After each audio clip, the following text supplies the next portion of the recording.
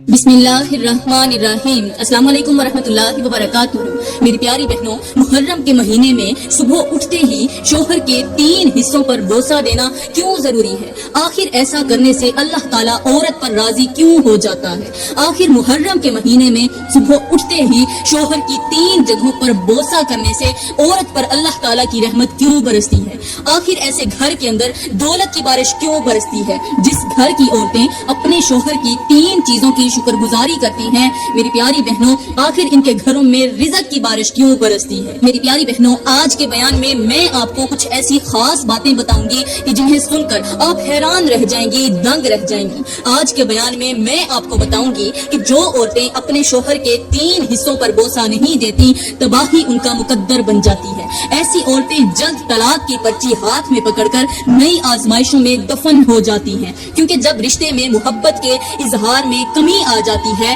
تو دلوں میں خاموش فاصلے پیدا ہو جاتے ہیں، اور یہی فاصلے آہستہ آہستہ گھر کی بنیادوں کو ہلا دیتے ہیں۔ میری پیاری بہنوں، اگر آج کا بیان آپ نے نہ سنا تو ساری زندگی پچھتاتی رہ جائیں گی، کیونکہ جب زندگی تباہ ہو جائے گی، جب گھر بکھر جائے گا، تب تمہیں میری باتیں سمجھ میں آئیں گی، پھر تمہیں میری باتیں یاد آئیں گی، مگر اس وقت یاد آنا کسی درد کی دوا نہیں بنے گا۔ میری پیاری بہنوں، آپ سوچ رہی ہوں گی کہ آخر مرد کی وہ کون سی 3 چیزیں ہیں، وہ کون سے 3 حصے ہیں جن کو بوسہ دینے سے اللہ کی رحمت اترتی ہے، اللہ کی برکت اترتی ہے، رزق کی بارش برستی ہے، اور گھروں میں بے بہا سکون آتا ہے، مال آتا ہے، دولت آتی ہے۔ اور آپ یہ سن کر بھی چونک گئی ہوں گی کہ جو عورتیں یہ کام نہیں کرتی، مطلب کہ شوہر کے وہ 3 حصے نہیں چنتی، وہ ہمیشہ کے لیے پریشان رہتی ہیں، اداس رہتی ہیں، پریشانیوں میں گری ہوئی رہتی ہیں، مصیبتوں میں جکڑی ہوئی رہتی ہیں۔ میری پیاری بہنوں، یہ سب کچھ بتانے سے پہلے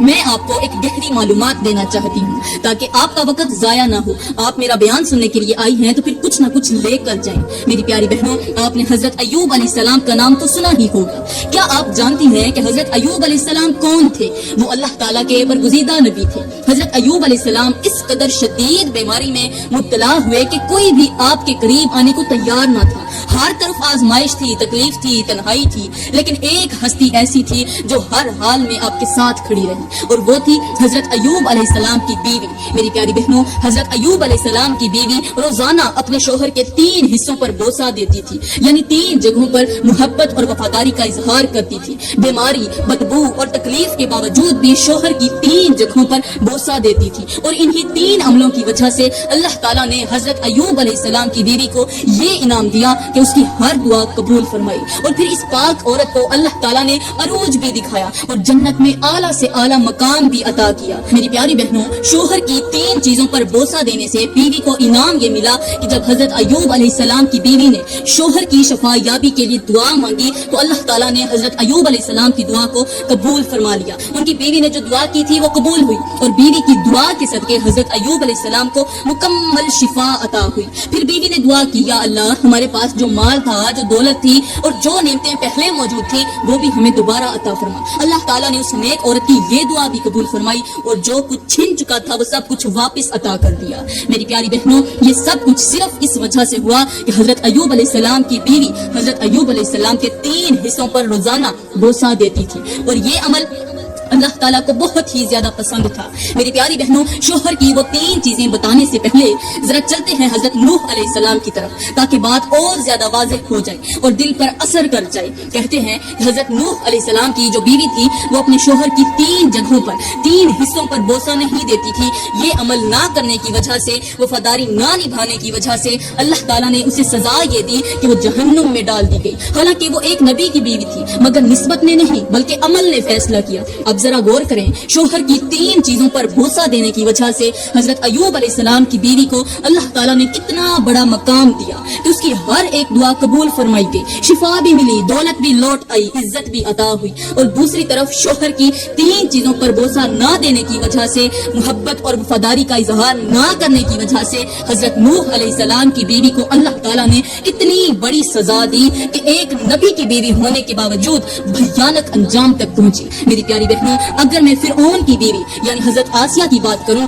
تو حضرت آسیہ بھی اپنے شوہر کی 3 جگہوں پر روزانہ بوسہ دیتی تھی، یہ سب جانتے ہوئے بھی کہ اس کا شوہر فرعون ہے، ایک کافر ہے، مگر اس کے باوجود بیوی ہونے کا فریضہ نبھاتے ہوئے اس نے شوہر کے حقوق ادا کیے، محبت اور وفاداری کا اظہار کیا، اور انہی 3 نیک اعمال کی وجہ سے اللہ تعالیٰ نے حضرت آسیہ کو ایسا مقام عطا فرمایا کہ حضرت آسیہ زمین پر بیٹھی ہوتی تھی مگر ان کا تذکرہ عرش بری پر ہوتا تھا، کیونکہ اللہ کے نزدیک نیت اور عمل کی قدر ہوتی ہے، حالات اور نام کی قدر نہیں ہوتی۔ میری پیاری بہنوں، اب آپ جان چکی ہوں گی کہ جو عورتیں شوہر کی 3 چیزوں پر بوسہ دیتی ہیں وہ دنیا میں بھی کامیاب رہتی ہیں اور آخرت میں بھی سرخرو ہوتی ہیں، اور جو عورتیں ایسا نہیں کرتی وہ دل کی دوریوں میں الجھ جاتی ہیں، روتی رہتی ہیں اور تباہی ان کا مقدر بن جاتی ہے۔ میری پیاری بہنوں، آپ نے غور کیا ہوگا کہ ہر محلے میں کوئی نہ کوئی ایسا گھر ضرور ہوتا ہے جہاں ہر وقت لڑائی جھگڑا رہتا ہے، میاں بیوی کے درمیان شدید اختلافات چل رہے ہوتے ہیں، گھر کا سکون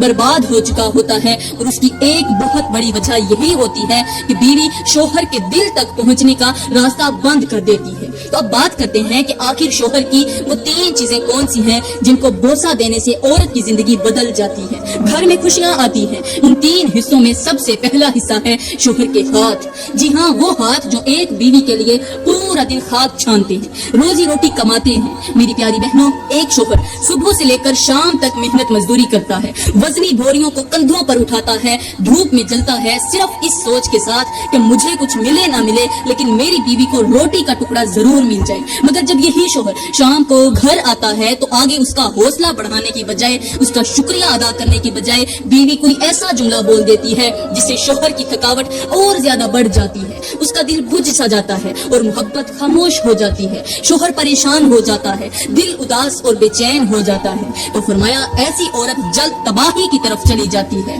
میری پیاری بہنوں، یہاں پر میں تمہیں ایک مختصر سا واقعہ سناتی ہوں۔ کہتے ہیں کہ ایک اللہ والے کا کسی قبرستان کے قریب سے گزر ہوا تو اس نے ایک قبر کے اندر سے چیخنے اور چلانے کی آواز سنی۔ یہ آواز اس قدر خوفناک تھی کہ جو بھی سنتا ڈر اور خوف کے مارے بھاگ جاتا، مگر اللہ والے نے ہمت کی، قبرستان کے اندر قدم رکھا اور اسی قبر کے سرحانے پہنچ گئے جس قبر کے اندر سے چیخنے اور رونے کی آوازیں آ رہی تھی، دل دہلا دینے والی آوازیں۔ اللہ والے نے قبر کے ارد گرد دیکھا، پھر نظر پڑی ایک بہت بڑے پتھر پر جو قبر کے اوپر رکھا ہوا تھا، اور اس پتھر کے اوپر لکھا ہوا تھا کہ شوہر کی ناشکری کرنے والی عورت کا انجام یہی ہوتا ہے۔ یہ پڑھ کر اللہ والا چونک گیا، سوچنے لگا کہ قبر کی تختی پر تو مرنے والے کا نام لکھا جاتا ہے، مرنے والے کی عمر لکھی جاتی ہے، مگر یہ کس طرح کی عورت ہے جس کی قبر کی تختی پر یہ جملہ لکھا ہوا ہے؟ خیر اسی پتھر پر مرنے والی کا پتہ بھی درج تھا۔ اللہ والے نے حقیقت جاننے کے لیے اس پتے کا رخ کیا، چلتے چلتے ایک بستی میں جا پہنچا، پوچھتے پوچھتے آخرکار اس شخص تک پہنچ گیا جس کی وہ بیوی تھی، جس کی بیوی کی قبر سے چیخنے چلانے کی آوازیں آ رہی تھی۔ اللہ والے نے اس عورت کے شوہر سے پوچھا کہ آخر تمہاری بیوی کی قبر کی تختی پر یہ جملہ کیوں لکھا ہے کہ شوہر کی ناشکری کرنے والی عورت کا انجام یہی ہوتا ہے؟ یہ سن کر اس شخص نے کہا، اے اللہ والے، بے شک وہ میری بیوی تھی مگر وہ ایک ظالم عورت تھی، میں پورا دن اس کے لیے کھاک چھانتا، روزی روٹی کماتا، اس کے لیے بہت ہی وزنی اور بھاری بوریاں اپنے کندھوں پر اٹھاتا تھا، میرے کندھے بہت کمزور تھے لیکن محنت صرف اپنی بیوی کے لیے کرتا تھا۔ پھر جب میں شام کو لوٹ کر گھر آتا تو بجائے میرا استقبال کرنے کے، بجائے میرا شکر ادا کرنے کے، میری بیوی مجھے کوئی ایسے جملے بول دیتی جس سے میری تکلیف اور زیادہ بڑھ جاتی، میری تھکاوٹ اور بڑھ جاتی، میرا دل سڑ جاتا، میں ساری رات اکیلا بیٹھ کر روتا تھا اور اللہ سے شکوے اور یاد کرتا۔ اب وقت گزرتا گیا، آخرکار میری بیوی بیمار ہو گئی اور بیماری نے اسے موت کے منہ میں ڈال دیا۔ جب ہم نے اسے غسل اور کفن دینے کے بعد میت کو قبر میں اتارا تو لوگوں نے دیکھا کہ قبر کے اندر کیڑے مکوڑے اور بچھو تھے، اور جیسے ہی میت پر مٹی ڈالی گئی تو ایک زوردار دھماکے کی آواز آئی، اسی لمحے سے چیخیں شروع ہو گئی۔ اے اللہ والے، آج 10 سال گزر چکے ہیں مگر وہ خوفناک آوازیں ابھی تک ختم نہیں ہوئی، اور میں نے اس کی قبر کی تختی پر خود لکھوایا کہ جو عورت شوہر کی ناشکری کرے گی اس کا انجام پھر یہی ہوگا۔ میری پیاری بہنوں، مطلب یہ ہوا کہ جو عورت شوہر کے تھکے ہارے ہاتھوں کو چومتی ہے، اس کی شکر گزاری کرتی ہے، اس عورت کے لیے رزق کے دروازے کھول دیے جاتے ہیں، ایسی عورت پر اللہ کی رحمتوں کا نزول ہوتا ہے۔ اور جو عورت تھکے ہارے شوہر کی ناشکری کرتی ہے، اس کے ہاتھ نہیں چومتی، اس کے درد کو نہیں سمجھتی، ان کا انجام دنیا میں بھی بھیانک ہوتا ہے اور آخرت میں بھی بھیانک ہی ہوتا ہے۔ یہ تو ہو گئی پہلی چیز۔ اب بات کرتے ہیں دوسری چیز کی۔ اور وہ ہے بیماری کے وقت شوہر کے سرہانے بیٹھے رہنا اور شوہر کی پیشانی چوم کر یہ کہنا کہ اے میرے سرتاج تو پریشان نہ ہو، میں تجھے کچھ نہیں ہونے دوں گی۔ میری پیاری بہنوں، جب ایک عورت شوہر کو بیماری کے وقت اس طرح اس کے پاس بیٹھتی ہے، اس کے پسینے کو صاف کرتی ہے، اس کے درد کو اپنا درد سمجھتی ہے اور پھر شوہر کی پیشانی پر بوسہ دے کر یہ جملہ بولتی ہے کہ میرے ہوتے ہوئے تجھے کچھ نہیں ہوگا، تو یہ الفاظ شوہر کے جسم سے زیادہ اس کے دل کو شفا دے دیتے ہیں، اس کی روح کو سکون دے دیتے ہیں۔ فرمایا جب ایک عورت شوہر کی بیماری کے وقت شوہر کی پیشانی پر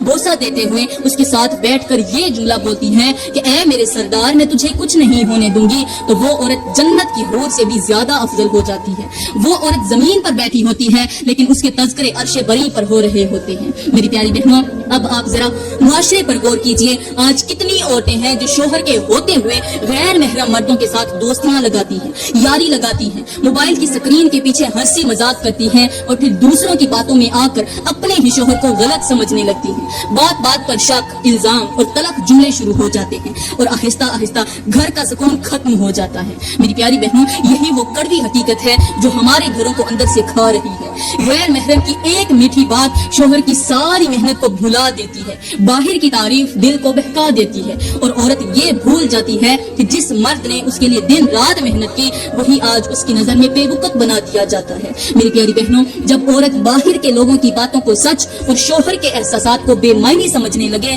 تو پھر گھر میں محبت کیسے بچے گی، بچوں کے دل کیسے محفوظ رہیں اور رحمت کے فرشتے وہاں کیسے اتریں۔ میری پیاری بہنوں، یہ تو ہو گئی دوسری چیز، اب بات کرتے ہیں تیسری چیز کی، اور وہ تیسری چیز ہے شوہر کا مال۔ میری پیاری بہنوں، جو عورت شوہر کی غیر موجودگی میں شوہر کے مال کی حفاظت کرتی ہے، امانت سمجھ کر سنبھالتی ہے، فضول خرچی سے بچتی ہے اور ایک ایک پیسے کی قدر کرتی ہے، ایسی عورتوں کے بارے میں اللہ کا فرمان یہ ہے کہ نیک عورتیں وہ ہوتی ہیں جو شوہر کی عدم موجودگی میں اللہ کے حکم کے مطابق امانتوں کی حفاظت کرتی ہیں، یعنی مال بھی محفوظ رکھتی ہیں اور عزت بھی محفوظ رکھتی ہیں۔ اس کا مطلب یہ ہوا کہ جو عورت شوہر کے پیسے کو اپنی عیاشی کا ذریعہ نہیں بناتی بلکہ ذمہ داری سمجھ کر خرچ کرتی ہے، اللہ اس کے گھر میں برکت ڈال دیتا ہے، رزق میں اضافہ ہو جاتا ہے اور سکون خود بخود اتر آتا ہے۔ میری پیاری بہنوں، کبھی آپ نے سوچا ہے کہ آپ کے گھر میں غربت کیوں آئی ہے، پریشانیاں کیوں آئی ہیں، مصیبتیں کیوں آئی ہیں؟ اس کی صرف ایک ہی وجہ ہے کہ عورت شوہر کی ناشکری کر رہی ہے، شوہر کی طرف سے دی گئی نعمتوں کی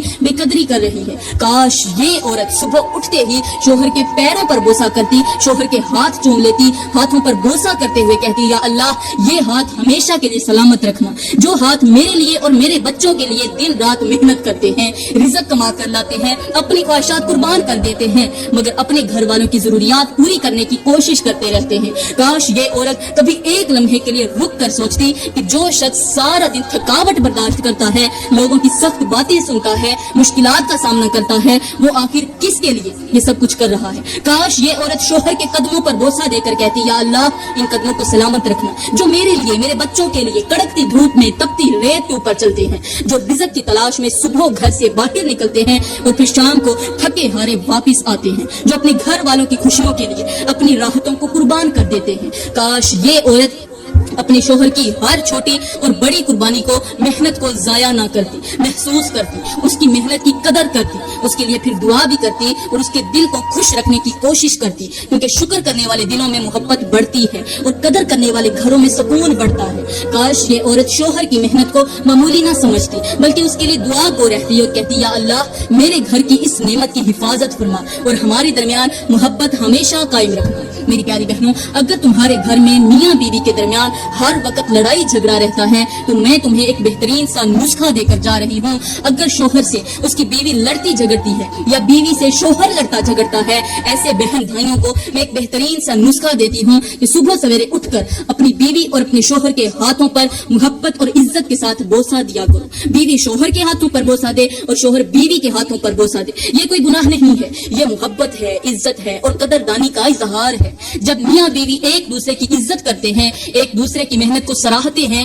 ایک دوسرے کے دل کو خوش رکھنے کی کوشش کرتے ہیں تو گھر کا ماحول بھی بدلنے لگتا ہے۔ بیوی کی پیشانی پر بوسہ دینا محبت کا کام ہے اور شوہر کی پیشانی پر بوسہ دینا بھی محبت اور احترام کی علامت ہے۔ میرے بھائیوں اور بہنوں، بعض اوقات بڑے بڑے جھگڑے کسی بڑے عمل سے نہیں ہوتے بلکہ چھوٹے چھوٹے محبت بھرے رویوں سے ختم ہو جاتے ہیں۔ ایک اچھا لفظ، ایک دعا، ایک مسکراہٹ اور ایک دوسرے کی قدر کرنا دلوں کو قریب لے آتا ہے۔ جب میاں بیوی ایک دوسرے کی عزت کریں گے، ایک دوسرے کے لیے دعا کریں گے اور ایک دوسرے کی محنت کو محسوس کریں گے تو گھر میں سکون بھی بڑھے گا, محبت بھی بڑھے گی اور بچوں کے دلوں میں بھی اچھے اخلاق پیدا ہوں گے. تو اگر آپ بھی چاہتی ہیں کہ ہمارے گھروں میں سکون ہو, محبت ہو, برکت ہو اور تمہارے بچے ایک خوشگوار ماحول میں پروان چڑھیں تو اپنے گھر میں عزت, محبت, نرم مزاجی اور ایک دوسرے کی قدر کرنے کی عادت پیدا کرو. آج ہر ماں باپ کی خواہش ہوتی ہے کہ اس کی اولاد خوشیوں اور سکون کے ماحول میں زندگی گزارے, اس لیے اپنے گھروں کو محبت اور اچھے اخلاق سے بھر دو. انشاءاللہ آپ کی اولاد فرما بردار نکلے گی. میں دعا کرتی ہوں